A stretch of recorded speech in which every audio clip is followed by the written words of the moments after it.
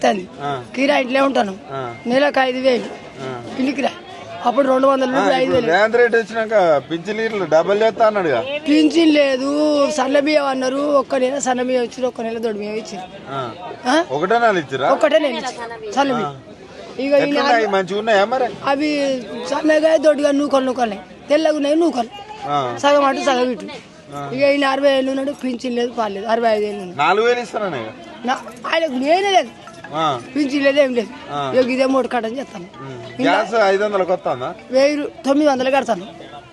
రేవంత్ రెడ్డి 500 అంటారు 900 నెలకు 900 కడతాను అవి అకౌంట్లో పడతానే పడితేనే లేవు